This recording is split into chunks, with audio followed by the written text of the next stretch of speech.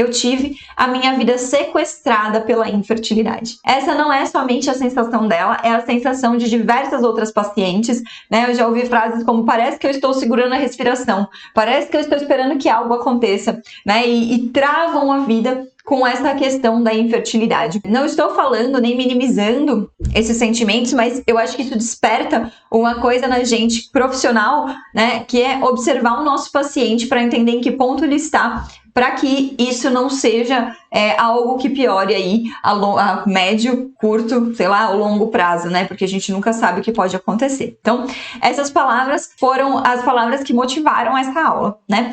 Então, eu quero contar um pouquinho da história dessa paciente que me disse isso, né? Então, é uma paciente que estava tentando engravidar desde 2012 e ela chegou no meu consultório já praticamente sem nenhuma esperança, né?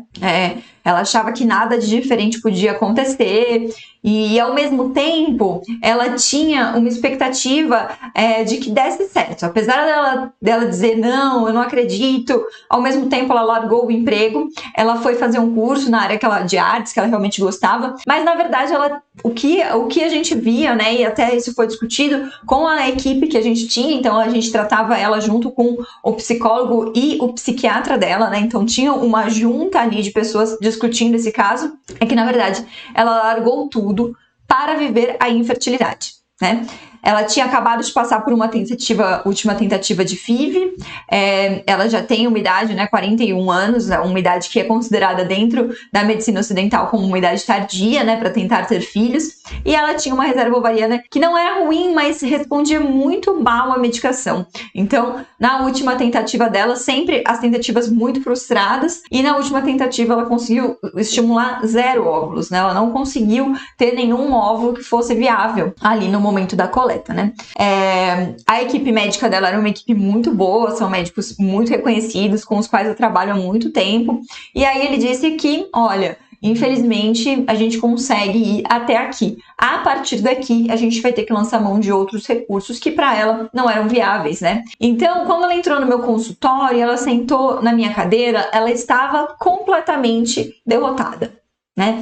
Quem referenciou ela para mim foi o médico e a psicóloga dela, que já os conhecia, já trabalhava com eles algumas vezes, mas ela disse que queria tentar alguma coisa nova, ela queria fazer tudo que fosse possível para alcançar o sonho dela, para ela dizer assim, olha, tentei tudo que eu podia, e aí, nesse momento, né, ela me contou toda a história, enfim, e eu vi que isso tinha um peso emocional muito grande para ela. Eu entrei em contato com a psicóloga dela na época, e eu perguntei se ela achava que realmente ela estava pronta para fazer isso, e se seria uma boa, né, a gente retomar, se ela acha que a saúde emocional dela estava estável o suficiente para a gente entrar numa nova tentativa. A psicóloga dela me disse o seguinte: Aline, é o seguinte, se a gente estiver junto com ela ou se a gente não estiver, ela vai fazer de qualquer jeito. Então é melhor que ela esteja junto com a gente. E aí eu topei um dos que eu considero assim um dos grandes desafios que eu já enfrentei na minha carreira. E era uma paciente assim que realmente se dedicou muito. Mas a questão da saúde mental era uma coisa muito frágil e que a gente tinha que tratar ali como uma joia mesmo, com muito zelo, com muito cuidado, enfim. E a gente trabalhou por 6 meses incansavelmente, né? Ela fazia realmente tudo que era necessário, ela tinha uma dedicação que beirava o exagero, e isso é algo que a gente deve ficar muito alerta, né? Isso sempre me deixava assim alerta, e eu sempre falava, olha, tenta ser menos rígida com você, sabe? Não tem necessidade também de fazer as coisas dessa forma. Às vezes ela falava, ai, nossa, não tenho tempo, porque eu tenho que tomar tal medicação, tal horário, depois suplemento não sei o quê, e aí ela acabava se atrasando, se enrolando. Então a vida dela girava em torno desse processo aí de fertilidade. E aí, quando a gente terminou esse tratamento com o médico dela, dessa vez foi diferente, né? Ela teve, na verdade, 10 óvulos. Os 10 óvulos, eles foram fertilizados, mas infelizmente nenhum deles era euploide. E foi um balde de água fria, porque ela apostou tudo naquilo.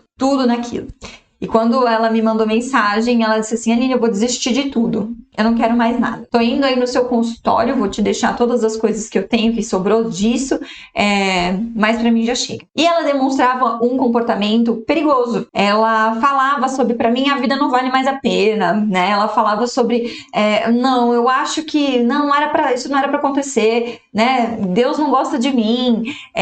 E ela trazia essas frases que eram importantes, sabe? Não, eu vou desistir de tudo. E quando ela dizia de tudo, Ficava claro que ela não estava dizendo vou desistir de engravidar, vou desistir de ser mãe. Ela dizia estou desistindo da vida, né? E esse é um comportamento extremamente perigoso e é algo que a gente deve ficar atento e alerta no nosso consultório, porque isso vai acontecer. Isso vai acontecer com a gente mais cedo ou mais tarde. Isso porque 10% das mulheres inférteis já tiveram pensamentos de acabar com a própria vida. Ah, Aline, ninguém morre porque não teve filhos. Ninguém morre porque nunca foi mãe. Bom, parece que isso não é verdade, né? Hoje, eu atendo pelo menos 4 pacientes no meu consultório hoje, pacientes que eu tenho hoje, fora as que todas que eu já atendi, que efetivamente tentaram suicídio das mais diversas formas e outras tantas que já falaram sobre isso. Será que isso é coincidência? Não é. Os estudos mostram pra gente que esses números, esses números demonstram que a infertilidade ela realmente pode ser uma enfermidade mortal, né? Assim como tantas outras relacionadas à ginecologia, à obstetrícia, enfim. Então é algo que a gente tem que ficar alerta. Essas são pacientes que elas têm uma fragilidade emocional muito grande, porque afinal de contas é roubado delas a possibilidade de viver a vida como elas bem querem, né?